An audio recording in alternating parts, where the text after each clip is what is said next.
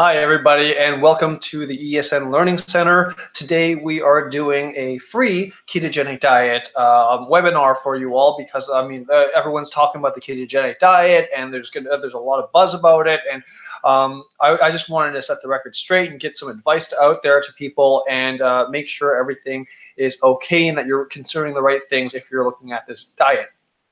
Now, we're just going to jump straight into this because there's a lot of material to cover in a very, very short period of time. And I promise I'm going to use as little confusing scientific knowledge jargon as possible, but I will try to do my best to do that. Anyways, let's just jump right into it. All right. So the ketogenic diet. Is this right for you? The ketogenic diet has been very, very popular over the past couple of years. We haven't been able to get away from it. And of course, this is the purpose of this webinar today is not to give you medical advice, but to give you some points of consideration so that you can entertain this idea, looking into this diet to see if it's right for you and if you've considered all things. Now, before I begin, what I like to do for all my presentations and webinars is I believe there's a little tactic I use for webinars where if you know a little bit about me, then the information is going to stick a lot better. So without further ado, this is me with my graduating class at Sunnybrook Dietetic Internship Hospital in Toronto, Ontario, Canada in 2010. And I graduated from that, went on into working in long-term care for a few years before I decided to start up ESN, which I'll talk about in a little bit, which is Evolved Sport and Nutrition, of course. Prior to starting up ESN, I did my training with the Sports Dietitians of Australia, as well as had worked for a few years as a personal trainer.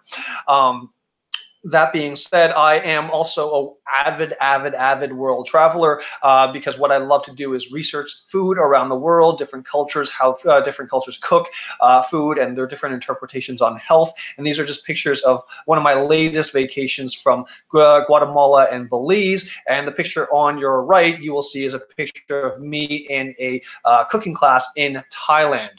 Now, I'm also an athlete myself. I am a triathlete and a marathoner. These are pictures of me doing my first half Ironman, which for those of you that are not too familiar with the sport of triathlons, a half Ironman is anywhere from 1.5 to 2 kilometers swim, followed by a 90-kilometer bike ride, followed by a 21.1 kilometer run. So that was me finishing. I was really happy that day, despite the huge smile you see on my face. I mean, nobody's really happy when they're waking up that early to do all those things I just listed, as well as the fact that I am a marathoner. So what I did, these are pictures of me running in the Chicago Marathon about 2 years ago. That was one of the best experiences I've ever had from a marathon running experience, even though I rolled my ankle at the 15K mark. This combination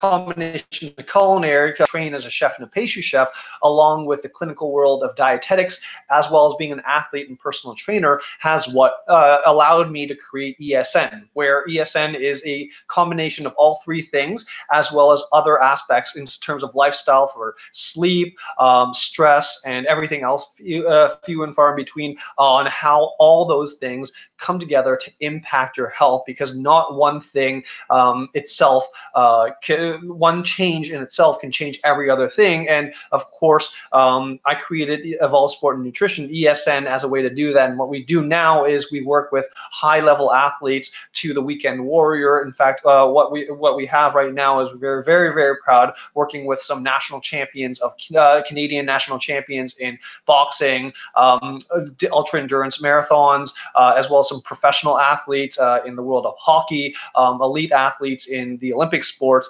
and just a whole, and currently in one of the Canadian national boxers, as well as the Canadian national rock climber, is a part of ESN right now, receiving our care. So what we do is we combine all these things together in a realistic way to translate all that confusing medical jargon and information out there to something that creates a personalized nutrition plan just for you to help you navigate this world and overcome your obstacles.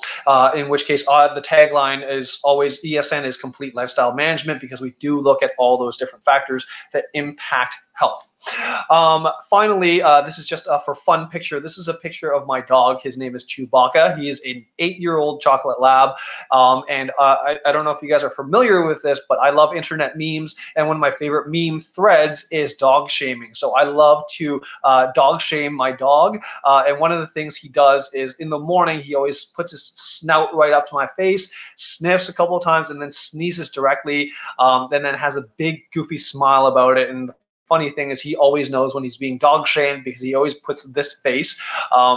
He puts on this face whenever I do a dog shaming post, and it's just a lot of fun. And he's just an adorable goofball, and of course the ESN mascot. Now, all that aside, today we're going to talk about what the ketogenic diet is, the pros, the cons, the side effects, some of the pathophysiology without getting too technical, what the ketogenic diet is used for, and things that you need to consider before going keto, and questions you need to consider whether or not keto is right for you, because there's a lot of things that this diet can do, and this diet has a lot of research behind it. And you'll see once we get to the references side of this webinar how much research I had to put together in order to create this webinar for you guys.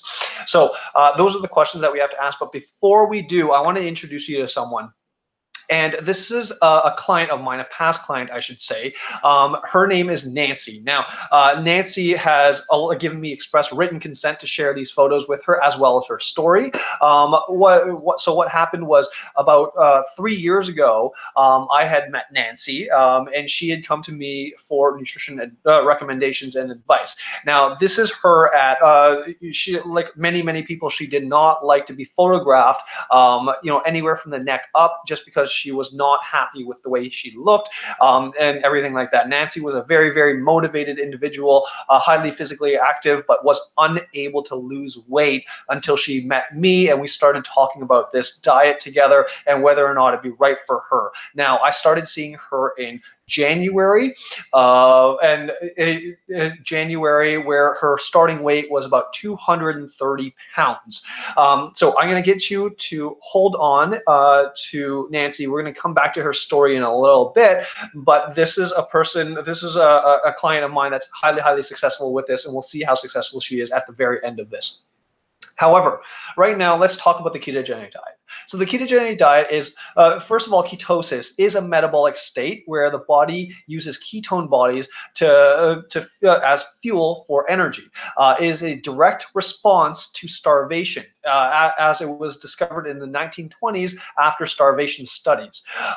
So what happens with the ketogenic diet, in order to go in a state of ketosis, the serum ketone body, so the concentration of ketones in your body, which is a ketone is a breakdown of fat, is above 0.5 millimoles with stable blood glucose and insulin. That's a state of ketosis. And of course, fatty acids break down into ketone bodies, which in return get converted to energy in the body, so you can use fat as energy. Obviously, a lot of you are watching this, and a lot of you know that the ketogenic diet is using fat as energy, and that is 100% true. However, there are a lot of clinical issues and considerations to take into account. Now, the literature and the research is very inconsistent about this, because some studies, even in my own practice, having used this diet for over 3 to 4 years to help people change their nutrition, as well as change their body composition goals to get them onto a healthier living style, the research has always been inconsistent as to what level of carbohydrate restriction is appropriate to induce a state of ketosis. Now, what I will say is it's highly individual to every single person that walks through the door, and a lot of it is fully dependent upon testing. There's no golden rule of, it has to be 50 grams or it has to be under 20 grams of carbohydrate per day, or 100 grams. The research does show ketosis being induced in anywhere from 20 to 100 grams of carbohydrates per day. And to get even more confusing, because of the popularity of this diet, there are many different types of keto. Of course, there's the standard ketogenic diet with a macronutrient distribution about 75 to 85%. I mean, 75 to 80%, with 15% protein roughly, as well as 5% carbohydrates, the macronutrient distribution being percent of calories coming from that. Then we have stuff like the cyclical keto diet, as well as targeted keto, which these two are much, much better from a sports nutrition perspective for those of you that are interested in the ketogenic diet for its sports nutrition properties. However, unfortunately, there's not enough time within this 1 hour webinar to go through those things. And of course, there's the high protein keto diet, which is arguably not ketogenic whatsoever, because what the body does is it starts to turn proteins. If your protein intake is too high in your daily caloric intake, then what happens is the body will turn those proteins into sugars through a process called gluconeogenesis, which we will talk about in a little bit. And of course, there are a lot of fad diets that are spinning off from the ketogenic diet because of this. Now, I can't name any of them offhand, but of course there's a lot to be considered, and unfortunately there's a lot of doctors right now recommending the ketogenic diet. And this to me is a little bit irresponsible on their part, because there's a lot that needs to be taken into consideration, especially the psychology of food, which is something that doesn't get taken into consideration with the ketogenic diet enough. And I say this as a dietitian, a registered dietitian, practicing with the ketogenic diet for over 3 to 4 years. This is nothing new. This is definitely the popularity of it is, and it's kind of caught me off guard as to how many people are interested in this, because the funny thing is I've been doing this for quite some time, and henceforth why I need to host this webinar, because of the fact that I get asked these questions a lot over and over and over again. Now, in regards to the pathophysiology, which is the understanding of the ketogenic diet, the ketogenic diet, like I said, it could be induced through a carbohydrate restriction of anywhere from 20 to 100 grams per day, or it could be induced through fasting or intermittent fasting. Now, the issue with that is combining keto together with intermittent fasting is an extremely complicated process, in which case you definitely need a healthcare practitioner in order to help you do that. It's not just it's not as easy as some people out there might have you think of, just, oh, don't eat for about 16 hours and then you get to eat, and then you get to eat whatever you want. One of the biggest issues behind that is related to one of the biggest health complications related to this diet, which we will talk about in a little bit. Keto obviously depletes the glycogen stores, which is the storage form of glucose, which is sugar in your body, to prevent oxaloacetate for normal fat oxidation in the Krebs cycle, and decreases the carbohydrate supply to the central nervous system. Now, oxaloacetate is a step in the Krebs cycle, which is one of the 3 energy metabolism pathways. It goes glycolysis down to Krebs, down to electron transport chain. Now, and this gets extremely complicated in terms of the biomechanics and the bioenergetics, so we're not really going to do that, but we're going to talk about the oxaloacetate's role in a little bit. Oxaloacetate is unstable at body temperature, and it's primarily made from glucose. So a reduction in carbohydrate will impair the body's ability to produce oxaloacetate, which is used to carboxylate pyruvic acid, bipyruvate carboxylase, which is an enzyme found in the Krebs cycle. Now, this is the Krebs cycle I'm talking about right now. So what we have here is glycolysis, which, if you look at my mouse cursor, that's the first step of energy metabolism in the entire body. Once glycolysis is done, we end up with pyruvate, which is a 3-carbon chain, which gets turned into acetyl-CoA, which is a 2-carbon chain. Now, what happens is during the Krebs cycle, we can see here the first step is acetyl-CoA attaching to oxaloacetate, which is just the thing I was just talking about, which is a 4-carbon chain, to turn it into a 6-carbon chain in order to keep going through Krebs cycle. Now, this is very, very complicated stuff, and of course, bioenergetics, biomechanics, this is very, very confusing stuff. So I'm not going to spend too much time on this, but what you need to know is that with the first stages of the ketogenic diet, the ability to produce oxaloacetate is inhibited, and we get a surplus of acetyl-CoA.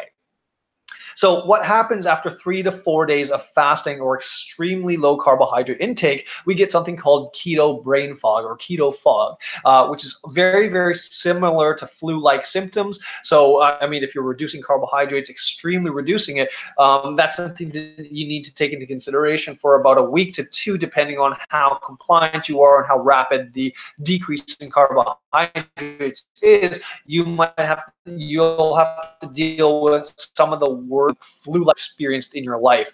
I will talk a little bit more about that later on in the webinar. Remember the last slide where we were talking about acetyl-CoA? Well, at this point, after 3 to 4 days, it's overproduced, which leads to ketogenesis in the liver. Where the liver is unable to use ketone bodies. So what happens is acetyl-CoA, which is one of the ketone bodies, we have acetyl-hydroxybutyric acid as well as acetone. Now, acetoacetate doesn't really get used in the body. What it does is, acetoacetate is the one that gets used in the body. However, it gets used rapidly to combine with the CoA at the equation below, where the body actually produces beta-hydroxybutyric acid as the storage form, transport form of ketone bodies, converts it to acetoacetate once it's in the cell, combining with acetyl-CoA, and then we can go towards the Krebs cycle. Now, the brain uptake of ketone bodies is very, very interesting because the brain primarily and optimally functions off glucose, which is carbohydrate intake. However, when glucose is needed as a body to be able to still think when you're in a state of starvation, 110% a reaction and method for your body to deal with starvation, because your body doesn't think it's well nourished during this point in time, because it would at any given point in time much rather use glucose as a primary fuel source.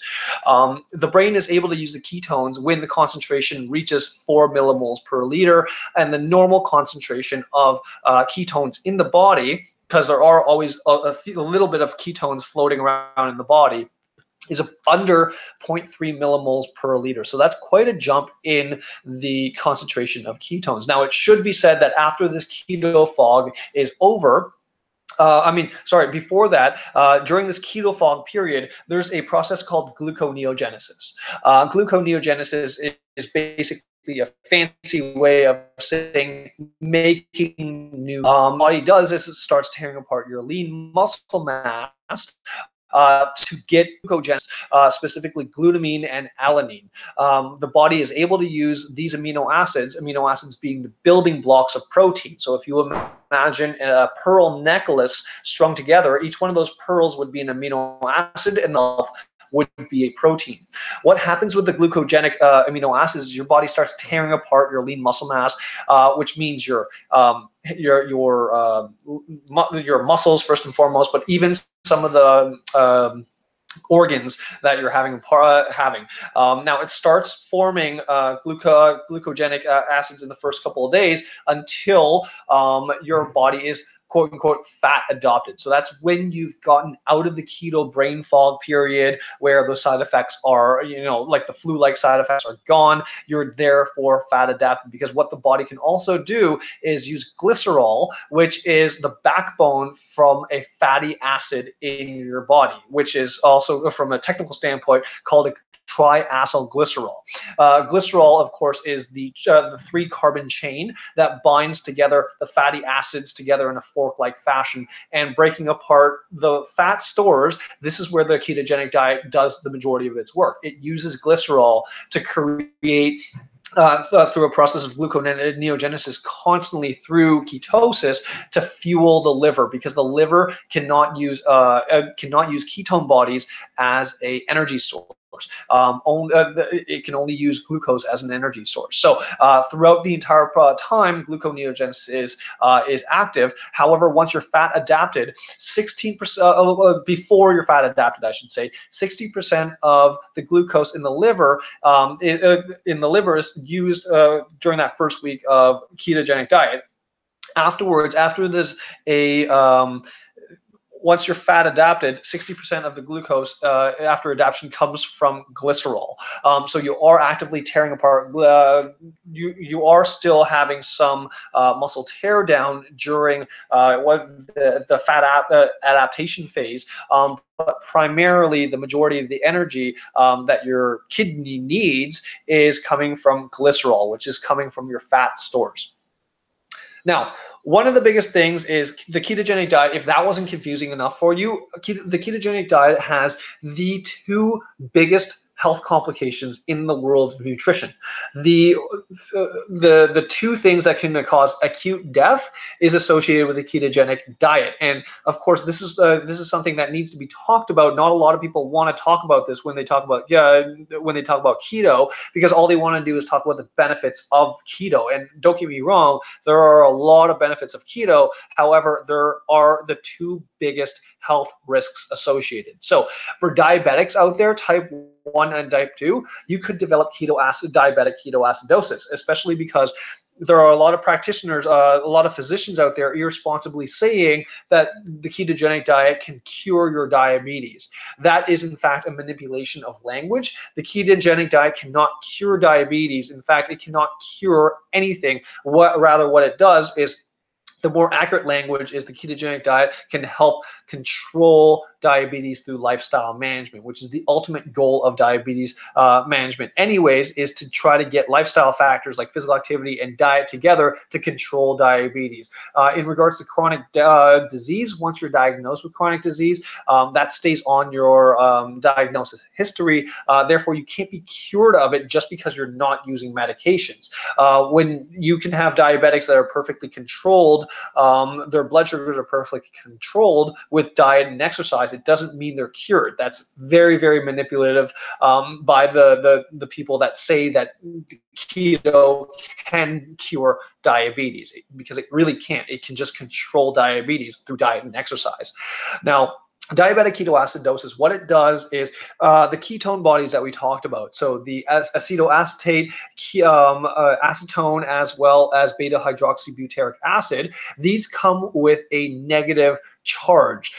So when we talk about blood pH, normally it's very, very well controlled because there's a lot of buffers in there to control the acidity and the basic environment of blood.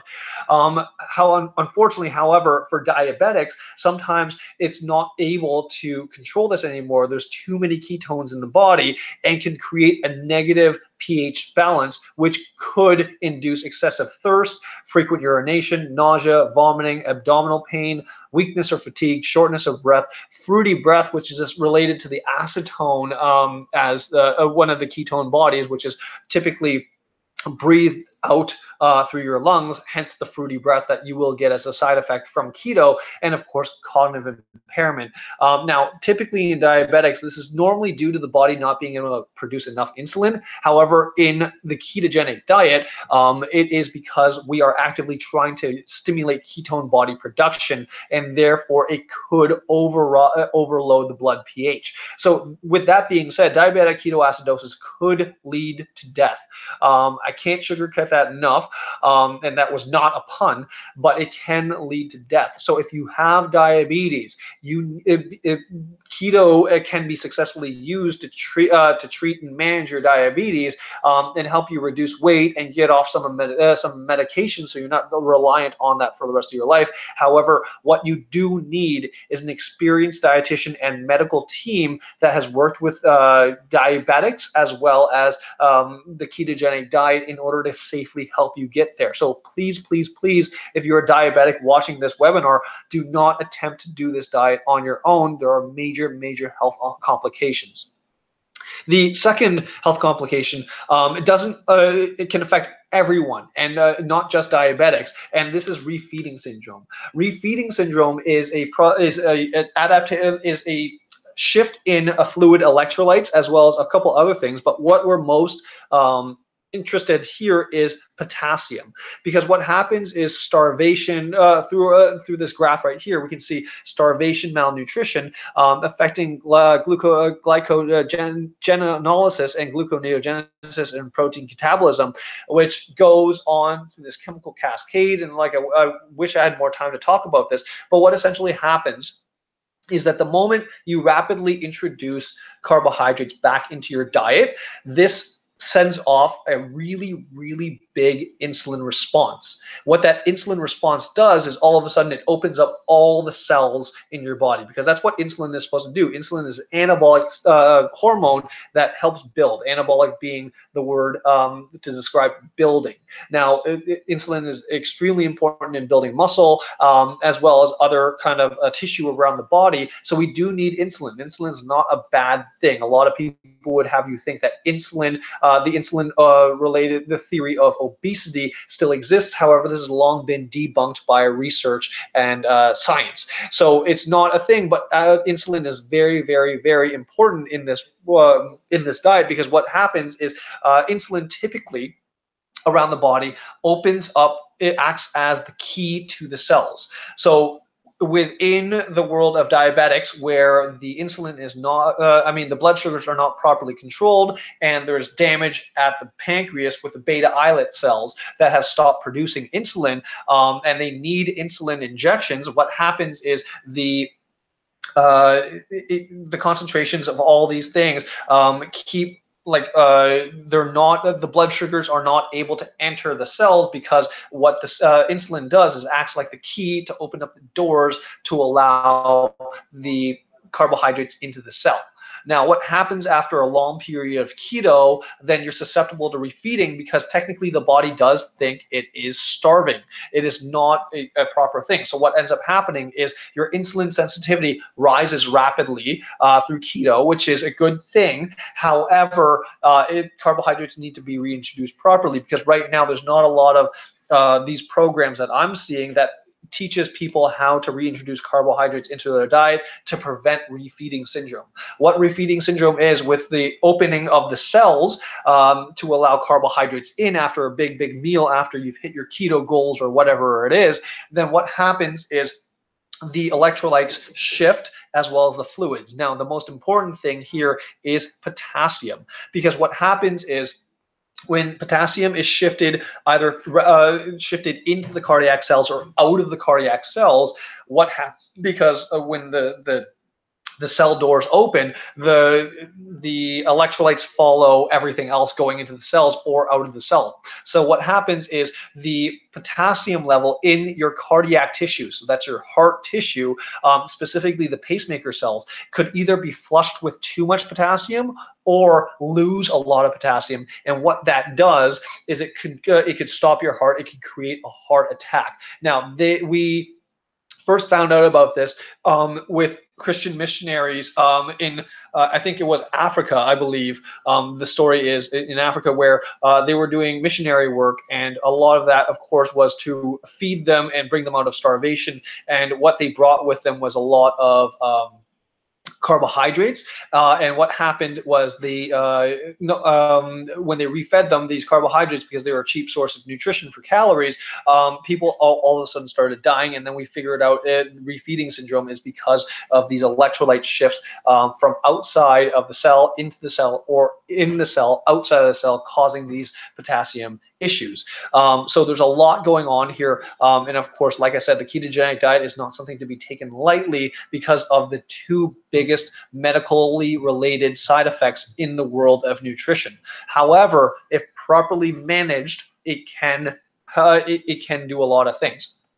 So, like I said, there are pros of the ketogenic diet. Some of the pros include better blood sugar control and weight loss without hunger. Now, that's an important thing, because I always say to people, if you're trying to lose weight and you're hungry, you're doing it wrong, because that's your body's way of telling you you're not properly fed. So if you're ever hungry, what the ketogenic diet does is it suppresses hunger, and that's through satiety rates, and the influence of macronutrients and fiber on satiety with the ketogenic diet. diet. It also can help create a better blood profile, which means there's less fat or cholesterol in your blood, can help reduce blood pressures. It can increase HDL, which is high density lipoprotein, now which is the good kind of cholesterol, which takes other fats and cholesterols and gets rid of it in your body, which is a really, it can be extremely effective with proper adherence, and that's a very, very important thing. You need to adhere to this diet properly in order to do this. And of course, one of the added one of the added benefits too is it's definitely more flavorful than a traditional diet. I mean, for the majority of you out there, for me to say, okay, for example, your breakfast should be 3 fried eggs with avocado, all the egg yolks intact, as well as 3 strips of bacon. That doesn't seem like a traditional diet, because the traditional diets would have a lot of rabbit food, a lot of vegetables. Not to say that there's nothing wrong with those, but if you're constantly eating salad and chicken, salad and tuna, salad and whatever, you're going to get bored with it, and it's not going to be that flavorful. So it helps a lot of people stay on track with this diet, just simply because of the fact that this diet has more flavor than a traditional diet, so it's a little bit more interesting from an eating standpoint every single day. I already talked about the increased satiety, which is the feeling of fullness on your body, and of course, from a hormonal standpoint, it can increase leptin sensitivity and insulin and decreases insulin resistance, so it makes you more sensitive to insulin, which is a good thing, because of course the decreased or increased insulin resistance, of course, is what leads to some of the issues with diabetes and not and having poor blood sugar control. Leptin is a little bit more confusing. That's a hormone related to feelings of fullness, because as we know with normal weight loss programs, leptin is the hormone that gets released to signal to the body that it's full, and it gets released by fat tissue.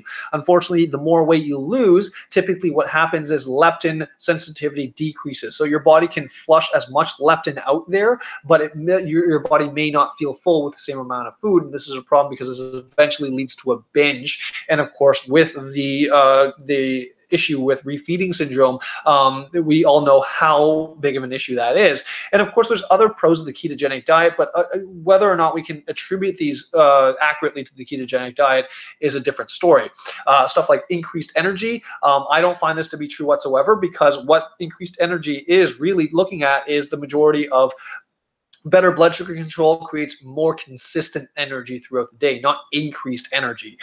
Because unfortunately, a lot of us, especially in North America, our diet is heavy in processed carbohydrates, which have a high glycemic index, which what it does is shoots up your blood sugar, so it's high, and then drops you down low. And that low feeling that you're getting, that's where your body starts to feel a little bit tired. So typically what I would ask people is, how tired do you feel 1 to 2 hours after a meal? If that's the case, if they're feeling, yeah, I feel terrible 1.5 to 2 hours after a meal, it's because the carbohydrate content is way too high at that meal, and it's messing around with their blood sugar. Other possible benefits are better skin, better sleep, better hair and nails, and of course, maybe an increased sex drive. Now, these things are all related to weight loss in general, where we do know from a research standpoint, as little as 5 to 10% of weight loss can improve significant health benefits for those that are overweight or obese, clinically overweight or clinically obese. And of course, the increased sex drive, that's because for the exact same reason as better skin, better sleep, better hair and nails, your body's becoming healthier, so to speak. Now, the cons of this ketogenic diet is extremely restrictive. Once you start it, you really have to stay on top of it until you've hit your goal, or you can transition out of it properly without fear of inducing refeeding syndrome. It's very difficult to travel with, so if you're someone that travels a lot for work, it's extremely hard to find keto-friendly foods. Of course, that is changing now with with keto being so popular, but traditionally it is very difficult to travel with, especially depending on where you go in this world. For those of you going to Asia, you wouldn't be able to, or Asian countries, you wouldn't be able to do the ketogenic diet, just because the Asian culture, their food is so high in carbohydrate based, it'll be very difficult for you to find food to eat. It could possibly create social isolation, which is never good because, of course, that has negative impacts on mental health issues and could increase the risk of depression because of the fact that you're socially isolated. For example, let's say a group of people are going out for dinner and there's no keto-friendly options on that meal. You wouldn't be able to go, or you would have to bring your own food, in which case, for anyone that's ever tried to lose weight before, being the center of attention is at a dining room table is never a fun thing to do, because all of a sudden you feel left out, you feel isolated, and that's not the way how anyone should ever feel, especially when they're going through health changes like this. For many people, it's a temporary solution, because I always say that weight gain is not the issue, not the root issue. Weight gain is a symptom of something else. So is it a symptom of poor blood sugar control, poor education around nutrition? Weight gain is a symptom. It is not the root issue that's causing people to gain weight. So it's not addressing that issue. It's just addressing it's a temporary solution for the symptom, which makes it a band-aid solution for a lot of different people. There are potential side effects, of course. Disordered eating is one of them, which could create eating disorders, and of course, it can definitely reinforce false food beliefs, especially for those of those people out there that thinks carbohydrates are the root cause of all chronic health issues and all that kind of stuff. There's nothing wrong with carbohydrates. There's nothing wrong with food. It's just when we get to the point where we're eating too much, that's the issue. Too much of anything is a problem. For example, kale is commonly understood as a very, very healthy food. However, eating too much kale could increase your risk of heavy metal toxicity because kale comes from the cruciferous family, which includes broccoli as well as cauliflower. And these families of vegetables absorb the heavy metals a lot more. So anything and too much of anything can be a bad thing. And that's one of the biggest issues with nutrition, is the fact that it's so complicated, because it is something that needs to be well balanced. It cannot just be an all or nothing principle, which is typically what I find a lot of my clients having issues with. It's all or nothing for them, and that never creates sustainable change. Of course, there's tons of medical complications that we just talked about. There's gastrointestinal issues, so digestive issues that may come out with it. You could get different people respond to this different ways. You could get really, really tired and fatigued on this. And of course, one of the biggest issues is because you're cutting out so many foods, you can create nutritional deficiencies, especially in the world of micronutrients, where the micronutrients, the deficiencies could cause other health complications. That's why it's important to work with a trained professional that knows how to use the ketogenic diet in a scientific way. Now, there are also short-term and long-term complications in regards to keto. We talked a little bit about the brain fog that comes with keto, and if you look at some of these, what I always say to people is some of these symptoms are very, very, very similar to someone being drunk. Headaches, decreased cognitive function, bad breath, and that's more associated with the acetone aspect, which, you know, of course, when you're bad press, that can't get rid of, because you're constantly exhaling acetone from your lungs as your body's getting rid of acetone from your lungs. And of course, this could be a fruity smell, but oftentimes it smells like nail polish remover, because acetone is the active ingredient in nail polish remover. So your breath might stink for quite some time during this. And of course, you could get weakness and fatigue during this adaptation period, as well as vitamin and mineral deficiency, as well as gastrointestinal issues. So some people have this brain fog, this flu-like brain fog, for such a long time that they actually have to take vacation days in order to adapt to this. And luckily, I've been doing this for such a long time. I've found ways on how to decrease the risks on how to do that. Now, unfortunately, I'm not able to do that in this session, but we'll talk about more about a couple of different solutions in a little bit. And of course, there's lean tissue loss associated with your gluconeogenesis. So of course, you're losing a little bit of muscle.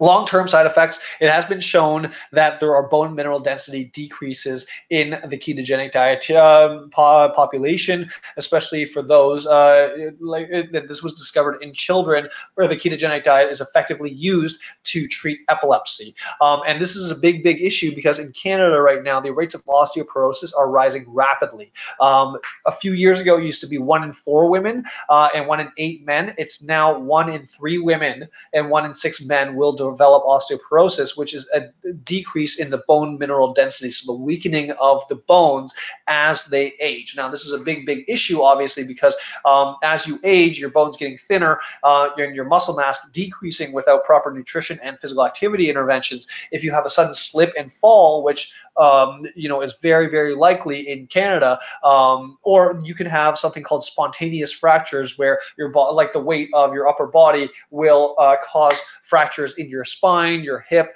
or like the very common fracture sites for osteoporosis. So there are long-term effects for the ketogenic diet, and of course, eating disorders or disordered eating, it's a possibility, but the research isn't clear on that yet, because there's so many confounding variables with the ketogenic diet, and because the application has resurged, there are no best practice guidelines yet, so we don't actually know. And then one thing too, given my specialty as a sports dietitian, what I can definitely tell you is that there's impaired recovery from physical activity just because the insulin response is gone during keto, that you're not able to refuel the muscle mass properly, and the muscles aren't rebounding properly, they're not getting refilled, and they're just going to hurt and be sore more and more after physical activity. It's definitely not a good thing, not a normal thing. Now, of course, keto is used for many other things right now since its resurgence. There's been a huge popularity of what keto could also be used for. We talked about the obesity. We'll talk about that in a little bit more. But there's populations like epilepsy, where it's been which is like chronic seizures, where it's chronically used in the epilepsy management, because it does help with decreasing epileptic seizures through diet alone, through the ketogenic diet. Of course, there's other emerging areas like cardiovascular disease, polycystic ovarian syndrome, and even cancer. Now, the cancer thing is there's not enough research yet, so please don't watch this and don't watch other keto things and start being like, okay, this is going to save me here, this is going to save me here, this is going to save me here. This diet needs to be taken into consideration by a healthcare professional if you're looking at this diet for those things. So please ask a dietitian that has experience with the ketogenic diet in regards to what it can do. Now, one of the biggest issues right now is research has poor definitions for keto, which is allowing a lot of people to use this ketogenic diet for and make a lot of health claims that are not factually accurate. So one of the biggest issues is how keto is defined right now, because that is impacting how supplement companies can sell their ketogenic diet supplements. So, for example, there's a lot of keto supplements out there right now that technically their tagline is "just drink this and you'll be in keto." Well, that's technically accurate, because once you drink their formula, that little shake thing that they have, your blood ketone bodies rise to the ketogenic diet levels.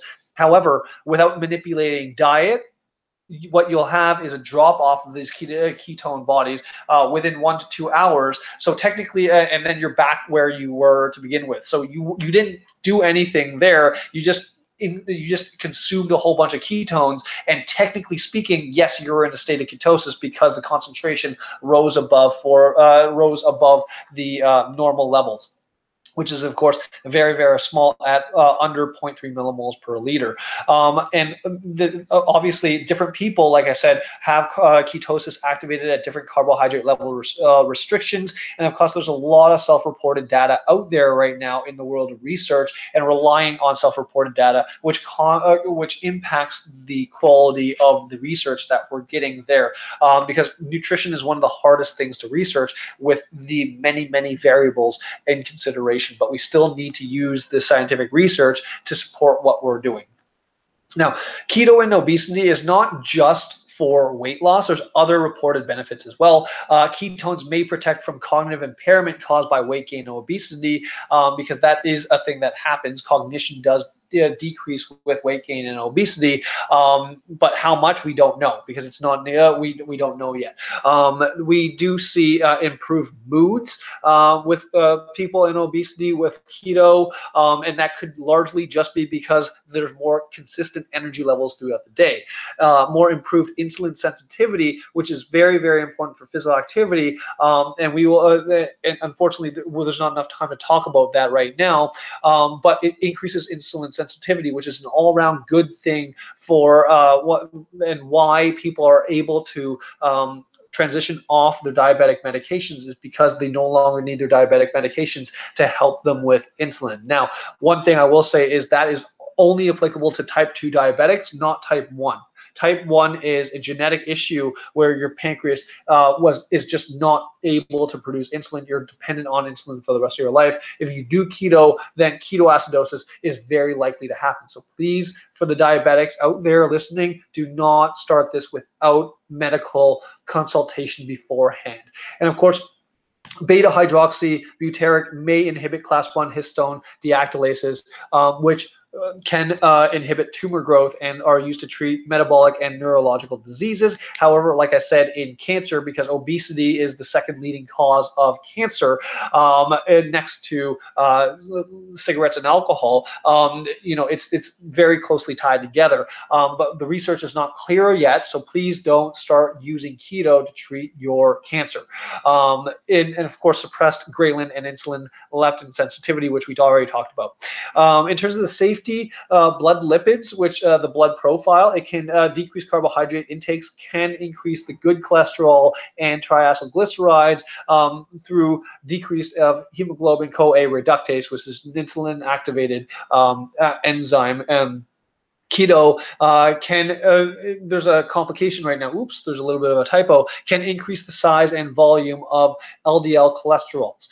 So that is a confounding variable that it may be putting the safety of keto in the opposite direction, because there is research showing that LDL cholesterol, which is low density lipoproteins, can be increased with keto as well. However, we need more research in order to conclusively say that. But of course, right now there's no decrease to renal function with keto in the obese population. Now that's only with normal kidney function to begin with. If you have impaired kidney function, this is not appropriate for you by any way, shape, or form.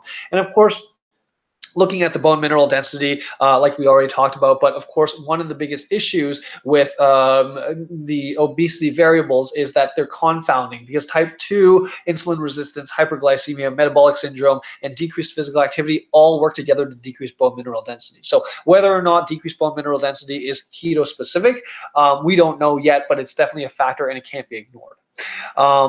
The reason why this is important right now is 1 in 4 adults in Canada are obese. And this is from 6.3 million adults from 2001 to 2012. And that was quite some time ago.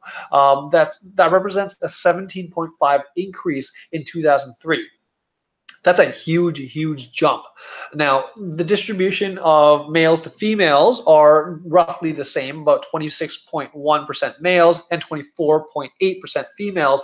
And of course, we see the lowest obesity rates in urban centers like Toronto, Montreal, and Vancouver in Canada. Now, the reason why this is, we don't necessarily know yet, because because the obesity rates in those cities, those are discovered through observational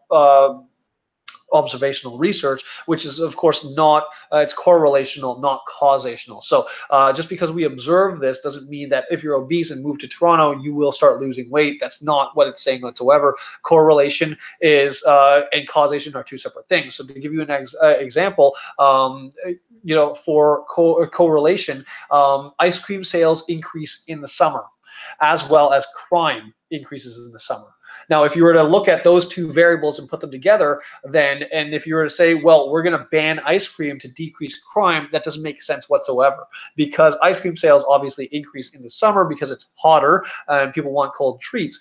Crime is also a lot easier to do in the summer because there's a lack of snow, running away from police, and doing these things in the dark is much, much easier when there's no snow or ice on the ground. So of course, correlation does not equal causation. That's very, very important.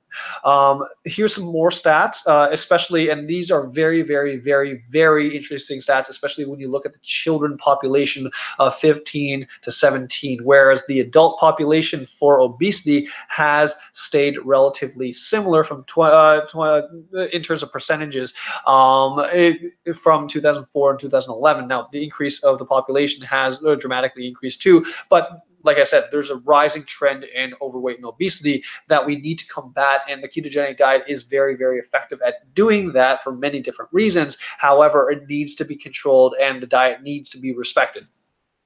Now, there are a ton of things that you need to consider before going keto. For example, how much weight needs to be lost? Because people are contacting me now being like, Ben, I need to lose 5 pounds. I want to go keto. Absolutely not. And we'll find out in a little bit why. When when talking about keto, I only consider keto for people that have needs about 50 pounds above and above for what they need to get into the quote unquote the ideal body weight range.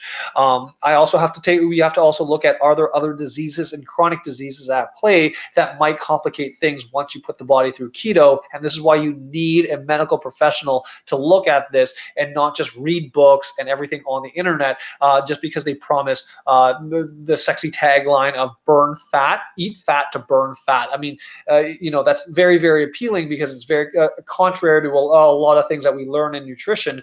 There's a lot more to that tagline than you originally knew, and hopefully this webinar does a lot to show you that.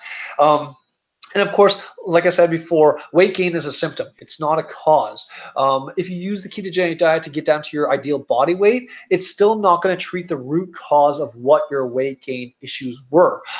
So that's the most important thing, because this eventually will create a yo-yo dieting effect, which will damage and hurt your basal metabolic rate, which decreases your metabolism at rest, which means you're more susceptible to gaining weight after losing the weight if you constantly cycle your weight up and down and up and down. The other things you need to consider is, how will the ketogenic diet impact my lifestyle? How will it affect my social life? If you're someone that's very, very socially active, especially around food and eating, then this will have a big, big impact on your lifestyle. Significant life events like weddings or vacations, these need to be taken into consideration as well, because traveling with keto is very, very difficult. And of course, these significant life events are very, very dramatic, and because they involve food. For a lot of women out there, pregnancy and the safety of keto is currently being researched. So whether or not you're planning to conceive and whether or not it's safe is a kind of a little bit of a different story. I don't have the research on that yet, but of course that's something that needs to be considered for the people out there that are looking to have start their family or expand their family. And of course, will this impact my relationship with food? Because one thing that a lot of doctors out there do not understand, and this is why their nutrition recommendations never really stick for a long period of time, is because they don't understand what food actually means. Food is a direct representation of all the things that make you you. It's a representation of the way you are raised, your socioeconomic status, your income, your cultural values, your religious values, as well as everything else, which is why a lot of fad diets never work, because of the fact that all of a sudden you're eating all these foods that you don't recognize, that aren't what you want to eat, but because it promises weight loss, that you're willing to do it. Eventually what happens after 3 months or so is that someone is going to be tired of constantly eating the same foods over and over and over again, and then end up going back to the foods that they love to eat, and then end up binging, realizing that they're happy eating those foods again, that they haven't been happy for quite some time, and it further entrenches them into their issues, causing that yo-yo dieting effect, which damages basal metabolic rate, which makes it harder to lose weight later on in life.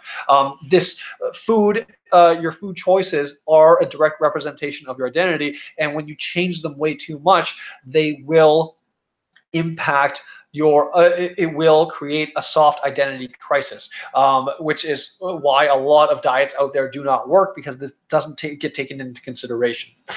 Now, one thing is, we have to be objective and look at the ketogenic diet versus other typical diets from the short term and long term. Now, there is research on this that I've taken a look at and created this chart for you. In terms of fat loss, short term and long term, it's the exact same as any calorie matched diet out there. That's very, very important, because for those of you looking to initiate keto for 15 pounds, with refeeding syndrome and diabetic ketoacidosis, it's simply not worth it. And if you come to my clinic or see me online, then what happens is, depending on the amount of weight you want to lose, I will say keto is not right for you. And if you insist on doing it, then I can't see you as a client. It's just not. It's too aggressive. It's like using a bazooka to kill a mouse.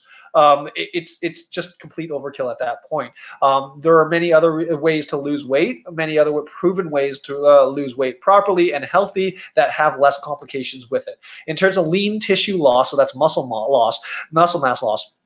From a short-term and long-term perspective, keto loses much more muscle mass compared to every other diet out there.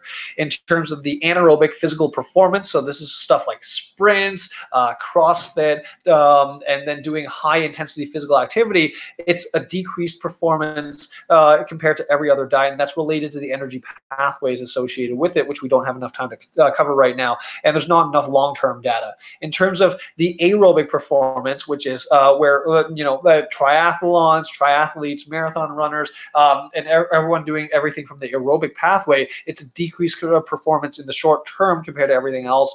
In the long term, again, there's not enough data. Now, surprisingly, in terms of strength, it's approximately the same when you compare keto to every other diet, because there are many studies showing inferior performance, but the majority of them show the exact same. Now, this is obviously because the amount of protein, animal proteins that you're eating in the ketogenic diet, allows you to maintain your phosphocreatine pathway, which is directly responsible for those explosive movements, like sprinting from one end of the hockey rink to the other, short distance sprints like the 100-meter dash, as well as for the power lifters out there, you can still maintain your strength while on the ketogenic diet. However, because you're not using the aerobic or anaerobic pathway, you're using the phosphocreatine pathway for energy metabolism. So it has no effect on overall strength, but it will have effect on your strength and endurance. So you might be able to lift snatch, do a clean and jerk about 300 pounds, but you won't be able to do that for very long, because your phosphocreatine pathway is used up and then it needs time to replenish. So you won't be able to do the exact same thing. So there is still an impact on your strength performance. So one of the last things we have to talk about is the ketogenic diet right for you? We've talked about a lot of the pros and cons about it, and of course this is a way of me being like whether or not you can start the ketogenic diet on your own for your own health goals and everything like that. So if you have a lot of weight to lose, and I would say the minimum is over 50 pounds. If previous diets or lifestyle challenges have not worked, or lifestyle changes, I should say, not challenges. If there's a lot of hunger with other weight loss attempt methods in the past, and you're really good with planning and meal prep, keto might be right for you. However, it's still advised that you get a healthcare practitioner to monitor all the little nuances. For those of you that have chronic diseases or diseases in general, or a history of eating disorder, that you only need to lose a small amount of weight, or if you have trouble following directions or compliance to other goals and everything like that, an unpredictable lifestyle or schedule, if you belong to a lower income population, have an active social life, are not interested in tracking your food intake, or you're not interested in tracking your ketone bodies through blood or urine, and you have poor access to medical attention, then this diet is not right for you for safety reasons. You need medical support in order to do this diet properly. But like I said, in the pros and cons, there's a lot of pros and a lot of cons behind this. So whether or not keto is right for you, this is the slide that you really need to pay attention to, to minimize your risk of complications coming on. Now, one of the things too, if keto is right for you, what I am preparing or will be releasing in a week or so is the ESN Learning Center Ketogenic Diet Guide. Now, what you get here is 6 modules talking about the physiology of keto, so better understanding the science behind the ketogenic diet, what enzymes and pathways and everything like that are used. For those of you that are very, very big science nerds out there and big learners like me, that you know that the physiology of keto will help you understand keto in a different way, or help you understand nutrition and energy metabolism in a different way. There are the different, like I talk about the 5 different types of keto, which ones are more appropriate for different people to use, different personality types. I talk about that, and to help you set realistic targets, how to safely implement keto by reducing the amount of side effects that comes with the ketogenic diet when you implement the ketogenic diet. I also talk about the micronutrient needs for keto, because they are very, very important, because there's a lot of health complications that can come through not having a balanced ketogenic diet. I also talk about sports nutrition for keto. And this is very, very important for those of you that are physically active out there, how to maintain and even build lean muscle mass and burn fat at the same time. That's the module that you'll learn how to do that properly, how to plan your meals as well as your workouts, what type of workouts to do. And of course, for those of you that aren't interested in building muscle, only maintaining it and burning off the fat a little bit faster, I talk about that in the sports nutrition for keto module as well. And of course, finally, how to safely transition out of the ketogenic diet while avoiding refeeding syndrome that could very, very well increase your risk of death. It's very, very important how to safely transition someone out of keto, because not a lot of diet books talk about that right now. They just say this is keto, and then that's it. They don't talk about how to transition out of it. They don't talk about how the safety long-term issues, because there are the long-term issues and complications related to that, because keto right now, to me, from a professional standpoint and a personal opinion belief, it is only appropriate for people that want to do this for about under a year in order to receive like big lifestyle changes to help them out.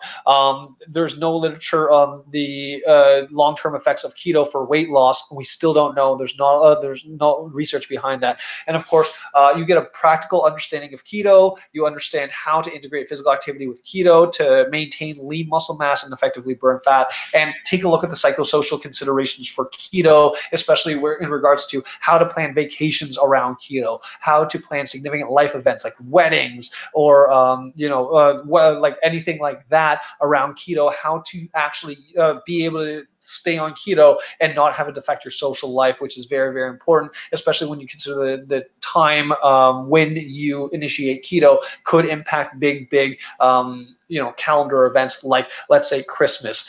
Trying to go keto during the Christmas season is really, really difficult, and it could restrict you from going out to a lot of Christmas events and seeing family and friends, and that's definitely not what we want to achieve here. So we talk about the psychosocial considerations of keto. Now, where you can purchase this is, of course, at the website www.evolvesportnutrition.com, and then we could go to the store page. And right now what I'm doing is I'm offering this course at $195, and giving everyone early bird discount of $50 with the access code of ESNLC Keto Diet, and this is available for 1 full month from the date of this webinar to April 25th. And for all of, and right now, I shouldn't say unfortunately, the modules and resources will be available for 3 months, starting from April 4th to July 4th. And I will keep this webinar open for those of you that need to understand this diet a little bit better and need to understand how to pick keto, whether or not keto is right for you, and all that kind of stuff. So it will stay open for 3 months, and during that time, you're more than welcome to purchase it. But if you miss the early bird discount, then unfortunately you're paying a full retail price of $195 Canadian. Now, one thing I will say is that the Ketogenic Diet Learning Center course is to help you as much as possible. It is not to replace medical advice.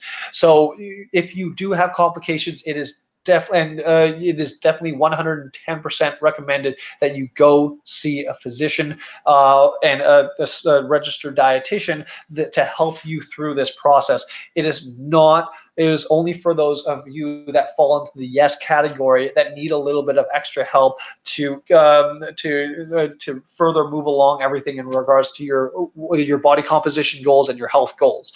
It is not a replacement for a dietitian.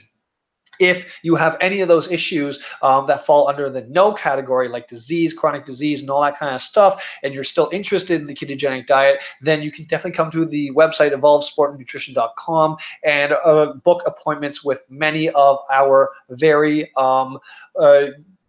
talented ESN sports dietitians to help you utilize this diet, to customize it, to make sure you're safe and everything is fantastic. And I should say also that we can only treat people one-on-one in Canada from a legal standpoint, and not from British Columbia, but we can see people virtually all over Canada to help you, support you with your nutrition goals, as well as your athletic goals, in order to help you use this diet as safely as possible to help reach your goals. Now, like I said, remember Nancy that we talked about? This is Nancy. So this picture of Nancy here, this is exactly 9 calendar months after we started the ketogenic diet. She ran her first half marathon ever. To go from 220 down to 150 pounds to run a half marathon within 9 calendar months is nothing short of incredible. That is absolutely fantastic, and it's 110% like it can be life-changing, not to sound cliche or to oversell this. And these are more recent pictures of Nancy constantly diligently working out and happy as ever. And like I said, I have her express written consent to share these photos with you, as well as her stories. So I mean, this can help a lot of different people achieve their health and nutrition goals, because she is now able to do physical activity, has reduced other health issues, and you know, still, and you know, kicking ass, to pardon my language.